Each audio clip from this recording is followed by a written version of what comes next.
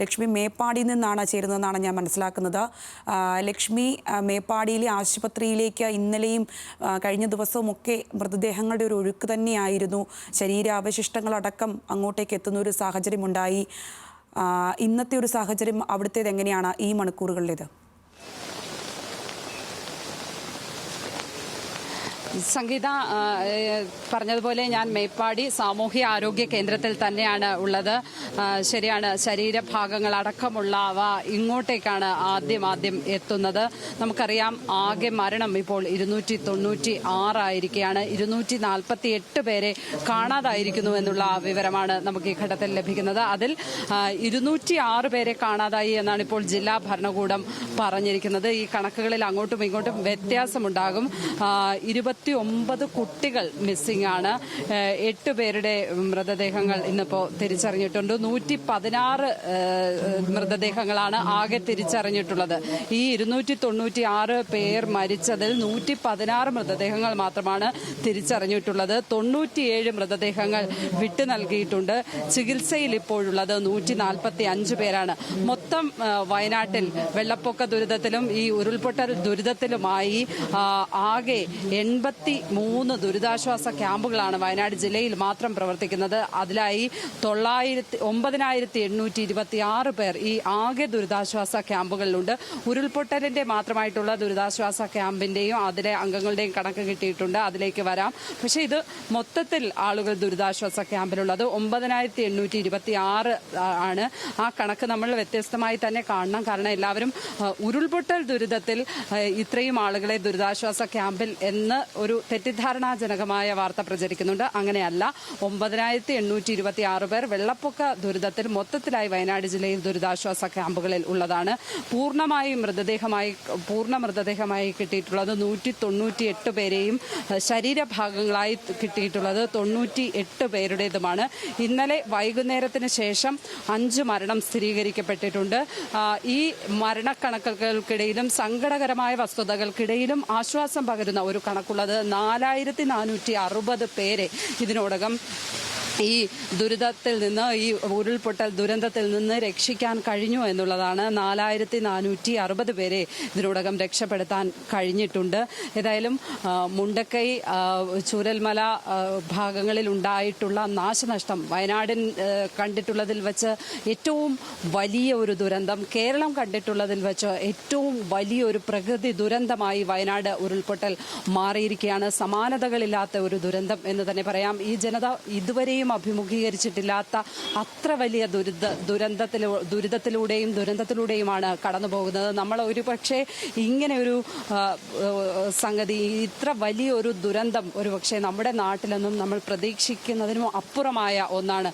പലപ്പോഴും പ്രളയത്തിനൊക്കെ മുന്നറിയിപ്പുകൾ നൽകുമ്പോൾ ജീവനെ ഭയന്ന് മാറി ജീവിക്കുന്ന, അത്തരത്തിൽ വളരെ എഡ്യൂക്കേറ്റഡ് ആയിട്ടുള്ള, ഇത്തരം കാര്യങ്ങളിൽ കൺസേൺ ഉള്ള ഒരു സമൂഹമാണ് നമ്മുടേത്. അതുകൊണ്ട് തന്നെ മുന്നറിയിപ്പുകൾ കിട്ടിയാൽ പലപ്പോഴും ആദ്യം മാറി താമസിക്കുന്നവരുമാണ്. വളരെ കുറച്ചു പേർ മാത്രമാണ് ഈ മുന്നറിയിപ്പുകൾ വന്നാലും അവിടെ തന്നെ തുടരുന്നത്.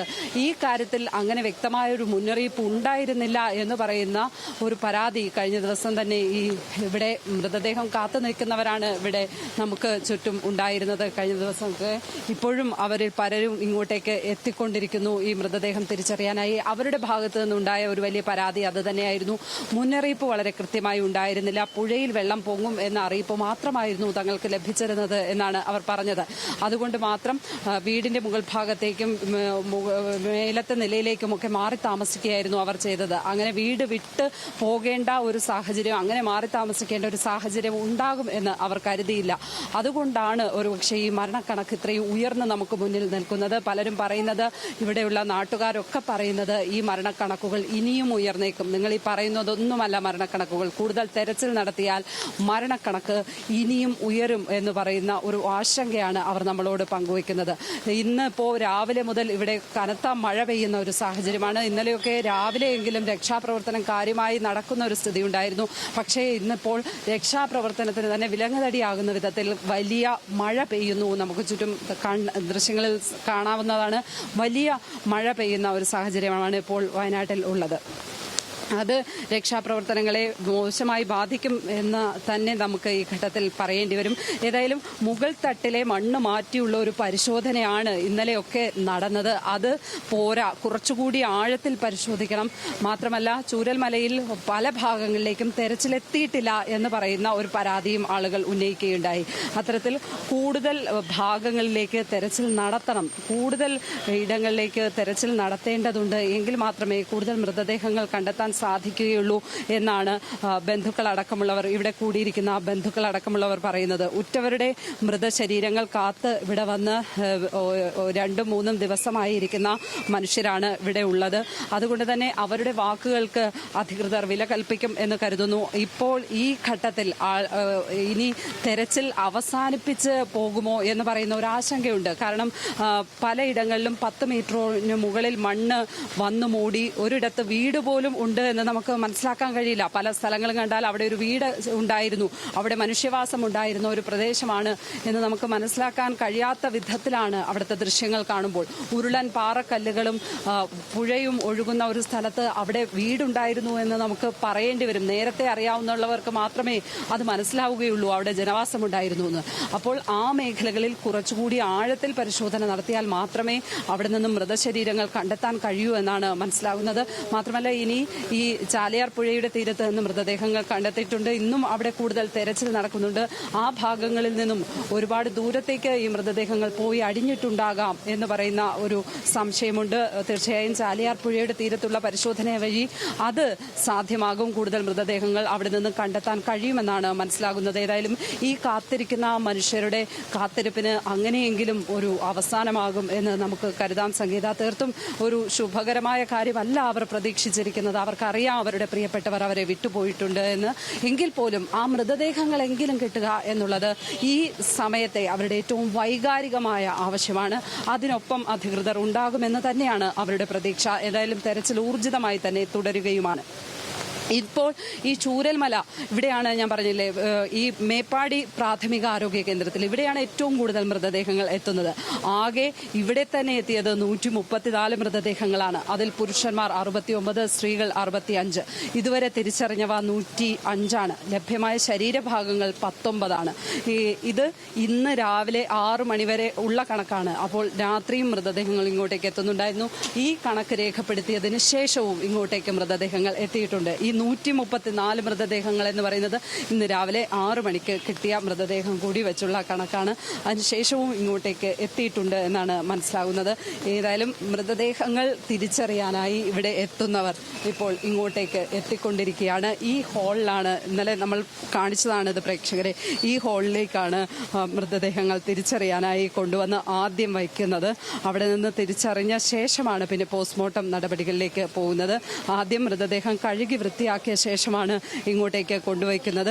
ഇപ്പോൾ ഉറ്റവർക്ക് പോലും, അവരുടെ ഏറ്റവും പ്രിയപ്പെട്ടവർക്ക് പോലും ആ മൃതദേഹങ്ങൾ തിരിച്ചറിയാൻ കഴിയാത്ത വിധത്തിൽ അഴുകിയ രൂപത്തിലാണ് പലപ്പോഴും മൃതദേഹങ്ങൾ എത്തിച്ചേരുന്നത്. അത് അവരെ സംബന്ധിച്ചിടത്തോളം വളരെ അതിവൈകാരികമായ ഒരു കാര്യമാണ്. പ്രിയപ്പെട്ടവരുടെ മൃതദേഹങ്ങൾ ചീഞ്ഞളിഞ്ഞാണ് ഇവിടെ എത്തുന്നത്. അവർക്ക് പോലും തിരിച്ചറിയാൻ പറ്റുന്നില്ല. പല അടയാളങ്ങളൊക്കെ വെച്ച്, ആഭരണങ്ങളൊക്കെ വെച്ചാണ് പലരും മൃതദേഹങ്ങൾ തിരിച്ചറിയുന്നത്. കഴിഞ്ഞ ദിവസമൊക്കെ ഇവിടെ വന്ന് നിൽക്കുമ്പോൾ ഇങ്ങനെ വിളിച്ചു പറയുന്നത് കേൾക്കാം, ഇങ്ങനെ നെയിൽ പോളിഷ് ഇട്ട കുട്ടി, അല്ലെങ്കിൽ കാലിൽ പാദസരമിട്ട കുട്ടി, അങ്ങനെ ഇന്ന നിറത്തിലുള്ള ഷർട്ട് ഇട്ട് ധരിച്ച ആൾ, ഇന്ന രീതിയിൽ പച്ച കുത്തിയ ആൾ, ലോക്കറ്റ് ഇട്ട ആൾ, ഇങ്ങനെയൊക്കെ പറഞ്ഞ് വിളിച്ചു പറയും. അപ്പോഴാണ് ബന്ധുക്കൾ, അവരുടെ ബന്ധുക്കളാണോ ഈ അടയാളങ്ങൾ വച്ചാണ് പലപ്പോഴും തിരിച്ചറിയുന്നത്. അതുകൊണ്ട് തന്നെ DNA പരിശോധന വളരെ വേഗത്തിൽ നടത്തണം. DNA പരിശോധനയിലൂടെ മാത്രമായിരിക്കും ഇനി മൃതദേഹങ്ങൾ തിരിച്ചറിയാൻ കഴിയുക എന്നുള്ള ഒരു കാര്യം ഇവിടെ നിന്നും ഈ പ്രദേശവാസികൾ, ഈ ബന്ധുക്കളെ നഷ്ടപ്പെട്ടിരിക്കുന്നവർ നമ്മളോട് പറയുന്നുണ്ട്. DNA പരിശോധന എന്ന ആവശ്യം അവർ നേതാക്കൾക്ക് മുന്നിൽ, രാഷ്ട്രീയക്കാർക്ക് മുന്നിൽ, അധികൃതർക്ക് മുന്നിൽ ഇതിനോടകം ഉയർത്തിക്കഴിഞ്ഞു. കഴിഞ്ഞ ദിവസം എൻ ഷംസീർ അടക്കമുള്ളവർ ഇവിടെ എത്തിയപ്പോൾ DNA പരിശോധന വേണം എന്ന് പറയുന്ന ആവശ്യം ഉയർത്തി. ആരോഗ്യമന്ത്രിയോടും നമ്മൾ ഇക്കാര്യം ശ്രദ്ധയിൽപ്പെടുത്തിയിട്ടുണ്ട്. ആരോഗ്യ വകുപ്പ് ഈ കാര്യം കാര്യമായി തന്നെ പരിഗണിക്കുന്നുണ്ട്. DNA പരിശോധനയിലേക്ക് ഉടൻ കാര്യങ്ങൾ പോകും എന്നാണ് ആരോഗ്യമന്ത്രിയും കഴിഞ്ഞ ദിവസം നമ്മളെ അറിയിച്ചത്.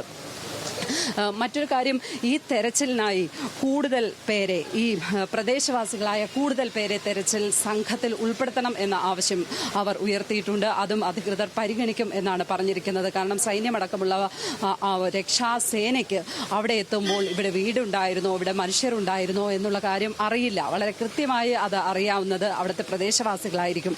അപ്പോൾ അവരിൽ നിന്ന് കുറച്ചുപേരെ കൂടി ഉൾപ്പെടുത്തി ആ രക്ഷാസംഘത്തെ വിപുലീകരിക്കുക എന്ന് പറയുന്ന ആവശ്യവും ഉയർത്തുന്നുണ്ട്.